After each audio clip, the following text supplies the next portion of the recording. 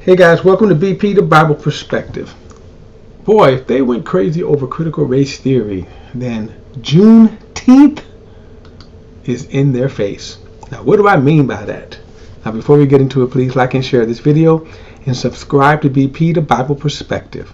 And as always, if you have a thought or comment, add it to the comment section. All comments are welcome. Well, 3 days ago on June 17th, President Biden signed into order, making Juneteenth or June 19th a federal holiday. Now, why is that significant? Well, there's some layers to unpack there.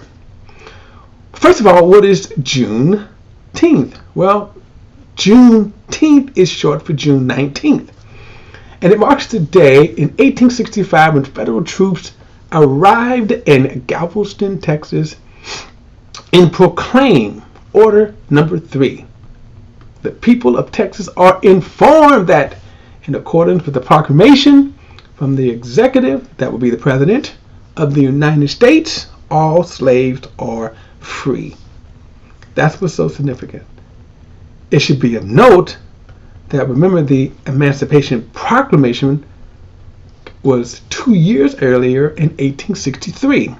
So why did it take 2 years? Well, that's kind of been the whole problem with some segments of America who did not want to accept the new reality.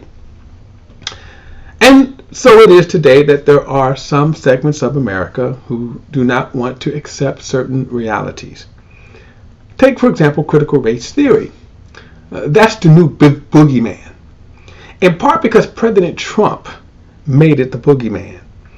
But he's just the mouthpiece, the figurehead. There are a lot of more people who are kind of behind the scenes fueling the fire. Many states, I think it's 15 that I counted at least, and it may be even more, that are passing bills forbidding the teaching of critical race theory.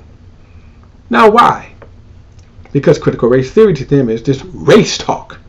But it's not just race talk.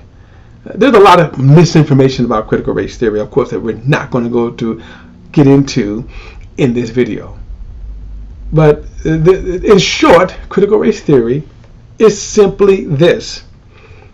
It is an academic that examines how race and racism impacts policy on our legal system. Now, there are a lot of things that get attached to critical race theory. For example, white fragility is an example of this. That is not critical race theory, but is often lumped in with it. Much like if you see protests, Black Lives Matter protests, then you see looters. So then people will say, well, the looters is Black Lives Matter protests. Well, that's simply not true. Black Lives Matter doesn't organize looting or rioting. But you will hear people say that. Well, much the same way with critical race theory. There's a lot of stuff that's being attached onto it that's not critical race theory. To the point that people don't even really know, and they cannot define what critical race theory is. And then secondly, those that do never really tell you how critical race theory is wrong. Just one particular point. When they say things like, well, America is entrenched in racism. Is that not true? Read the founding documents. Well, how about this? The thing about, well, you got the oppressor groups and you got the oppressed. Isn't America an oppressor? Did you not see the 400 years of slaves? And who did they oppress? Well, several groups, didn't they? Native Americans, Africans, Japanese, we go on. The point is that why make critical race theory the boogeyman? Here is the ironies of ironies. That what they sought to do by saying we're going to forbid the teaching of critical race theories, which is kind of silly because schools are not even teaching critical race theory. But watch this. Juneteenth right now puts it in your face. Every year, you got to talk about Juneteenth. What is it? Why do we have it? What started?